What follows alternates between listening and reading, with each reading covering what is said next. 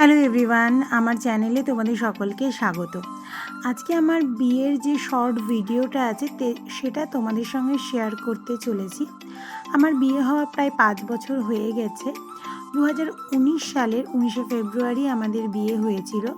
তখন ফটোগ্রাফারের ক্রেজটা অল্প অল্প এসেছে, এতটাও বেশি আসেনি। এখন অনেক কিছুই বেশি অ্যাডভান্স হয়ে গিয়েছে।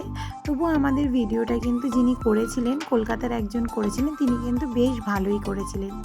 একটা শর্ট ভিডিও এবং একটা বড় ব্লগ দিয়েছে যেখানে ডিটেলসে সমস্ত কিছু আছে। তো আজকে তোমাদের সঙ্গে আমি আমার শর্ট ভিডিওটা শেয়ার করব এবং তারপর যদি তোমাদের ভালোবাসাটা পাই তাহলে অবশ্যই বড় ভিডিওটাও শেয়ার করব। তো প্রথমেই দেখো, বিয়ের দিনে সকালবেলা দিয়ে শুরু হয়েছে। আমার বিয়ে দিয়েছে আমার খুড়তুতো দাদা এবং সৌম্যর বিয়ে দিয়েছে ওর কাকু। যেহেতু আমাদের দুজনেরই বাবা এই জগতে নেই, তো সেই জন্য আমাদের বাবারা এই কাজটা করতে পারেননি। তো সেটা তো অবশ্যই মন ভারাক্রান্ত থাকে। আর আমাদের বিয়েটা মানে পরিচয়টা হয়েছিল যথেষ্ট পরিণত বয়সে। তো তখন আমাদের মেন চিন্তা বলো, টেনশন বলো বা যে সমস্যাটা ছিল, প্রত্যেকটা সম্পর্কই কিন্তু বিভিন্ন সমস্যার মধ্যে দিয়ে এই পরিণতিটা পায়। তো আমাদের মেন সমস্যাটা ছিল এই কেরিয়ার নিয়েই ভাবনা চিন্তা। যে দুশ্চিন্তার আমরা ভুগেছি সেটা পুরো কেরিয়ার ওরিয়েন্টেড। যে আসলে কি বলতো, নিজে যখন তুমি একটা প্রতিষ্ঠা পেয়ে যাবে না, তখন তোমার মতামতটাও কিন্তু গুরুত্ব পাবে, প্রতিষ্ঠা পাবে। তো যাই হোক, এখানে দেখো সৌম্যর গায়ে হলুদও হচ্ছে, আর সেই হলুদটা আমার বাড়িতে চলে আসার পর আমার হলুদ হয়। আর আমাকে মেকআপ আর্টিস্ট অনেকটা সকাল সকাল ডেকেছিল, কিন্তু এই বিয়ের দিন যথেষ্ট রিচুয়ালস থাকে। প্রথমে তোমার জল সাজতে গেলাম, তারপর ওদের বাড়িটা যেহেতু অনেকটাই দূর আমাদের বাড়ি থেকে, সেইখানে সমস্ত হলুদ আসার পর হলুদ ছুঁয়ে তারপর বিভিন্ন রিচুয়ালস ছিল, সেগুলো করে যেতে যেতে আমার বেশ বেলা হয়ে গেছিলো। এবং তারপরে যে যার কাছে সাজতে গেছিলাম তার আরও একজন ব্রাইড ছিল, তবু আমার ওই ব্রাইডটা আসতে আরও বেশি দেরি করে। তো আমায় ছেড়ে ওকে সাজাতে বসে। তবুও মানে আমার আস্তে আস্তে প্রায় 8টা সাড়ে 8টা বেজে গেছিলো, আর আমার লগ্ন ছিল 9টায়। এদিকে সৌম্যদেরও আসতে যথেষ্ট লেট হয়ে গিয়েছিল। ওদের না বরের গাড়িটা এগিয়ে গেছিলো, কিন্তু বরযাত্রী গাড়িটা অনেকটা পিছিয়ে গেছিলো, সেই জন্য সৌম্যর ঢুকতে প্রচুর লেট হয়ে যায়। এবং ওর এতটাই ঢুকতে লেট হয়ে যায় যে ও তো বর বসানোর জন্য যে জায়গাটা ডেকোরেশন করা হয়েছিল ওই জায়গাটাও যেতেই পায়নি, ওকে একদম ডিরেক্ট ছাদনাতলায় নিয়ে চলে গেছে। এই ভিডিওগুলো দেখলে না একটা অদ্ভুত আবেশের মধ্যে চলে যায়। সত্যি কথা, মানে ওই দিন এত ব্যস্ততার মধ্যে দিনটা কেটেছিল যে এই সমস্ত ছোট্ট ছোট্ট যে ঘটনাগুলো, সেগুলো না সেরকম ফিল করার মতো সময় পাইনি, বা একটা বলছি ঘোরের মধ্যে ছিলাম। তো এখন যখন এই ভিডিওগুলো দেখছি না, আবার সেই মনে হচ্ছে 5 বছর আগের স্মৃতি হলেও কিন্তু একদম মনে হচ্ছে যে কালকেরই ঘটনা, সব একদম জল করে উঠছে। তো এখানে দেখো সত্যপাক হয়ে গেল, শুভ দৃষ্টি। একদম আমাদের যে বিল্ডিংটাতে আমাদের অনুষ্ঠান বাড়ি ছিল সেটা 3তলা ছিল, ছাদে আমাদের ছাদনাতলার ব্যবস্থা করা হয়েছিল।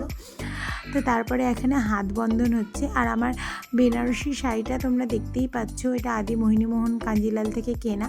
আর ব্লাউজটা তখন এই ডিজাইনার ব্লাউজ কিন্তু এত অ্যাভেলেবেল ছিল না, আমি 5 বছর আগের কথা বলছি। তখন একটা ভালো ডিজাইনার আছে, তোমরা অনেকেই দেখে থাকবে, সেলিব্রিটিদের ব্লাউজ বানায়, রাজ ব্যানার্জির কাছ থেকে আমি এই ব্লাউজটা বানিয়েছিলাম। আমার বেনারসির পাড় দিয়েই এটা কাস্টমাইজ করা হয়েছে, যতই টাকা দাম নিয়েছিল। তো তারপরে দেখো তোমাদের সঙ্গে গল্প করতে করতে চলে এলে এই সেই মুহূর্ত। এই মুহূর্তটা তো কোনো দিন ভুলবার নয়। আর আমি তো পরে সৌম্যকে বলছিলাম যে তুমি কেমন করে সিঁদুর পরালে, যে আমার নাকে না একটু সিঁদুর পড়েনি। তো কথিত আছে যে স্বামীর ভালোবাসা থাকলে নাকে সিঁদুর পড়ে, তো সেটা আমি পরে নামেছি, তার মানে তুমি বোধহয় আমাকে ভালোবাসো না। তবে এগুলো জানো তো পুরোটাই কথার কথা, দুজনের মধ্যে আন্ডারস্ট্যান্ডিং লেভেলটা ভালো না থাকলে কিছুই হয় না।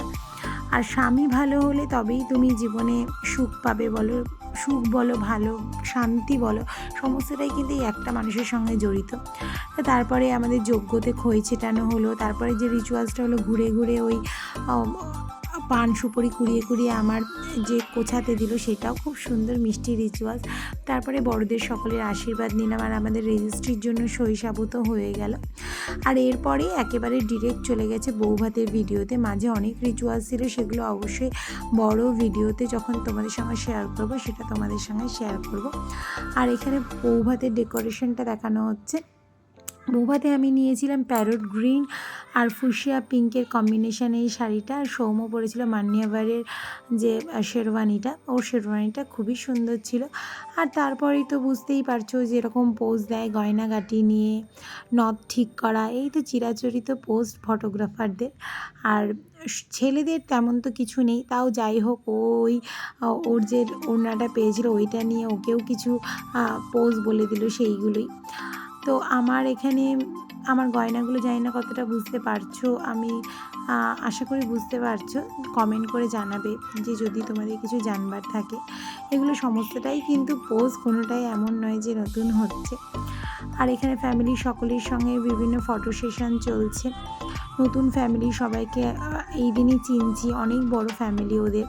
তো এমন অনেক দূরসম্পর্কের আত্মীয় আছে যেদিন ওই বিয়ের দিনই দেখলেছি, এখন হয়তো চিনতেও পারবো না।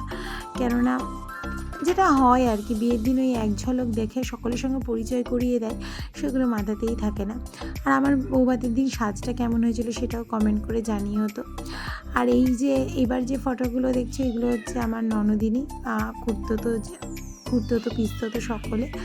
আর তারপরে ওদের প্রচুর বাজি কেনা হয়েছিল, যেটা আমাদের বাড়িতে কেনা হয়নি, কারণ আমার যে অনুষ্ঠান বাড়িটা সেটা মেডিকেল কলেজের কাছেই ছিল, তো সেখানে বাজি টাজি পোড়ানো নিষিদ্ধ।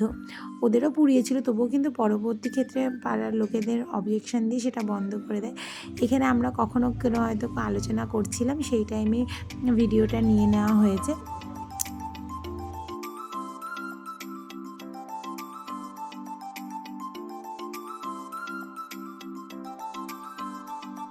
বৌভাতের দিন প্রত্যেকটা মেয়ের কাছেই মনে হয় এটাই সেই প্রতীক্ষিত ক্ষণ বলতে পারো, যে যখন তার বাড়ির লোকেরা সকলে আসবে।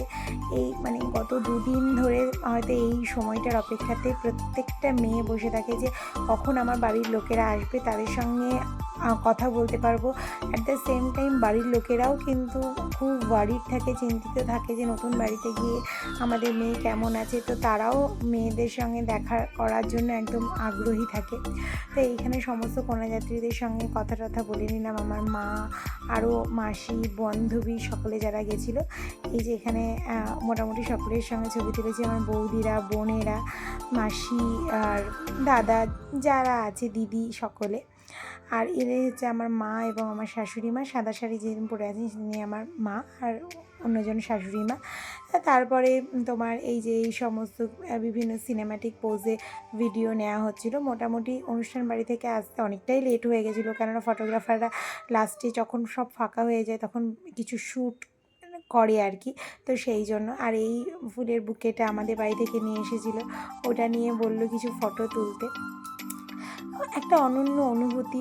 এটা আমার বান্ধবী, তার সঙ্গে যথেষ্ট মানে গল্প করছি, বুঝতেই পারছো। আর এটা হচ্ছে ফুলসজ্জার খাটটা।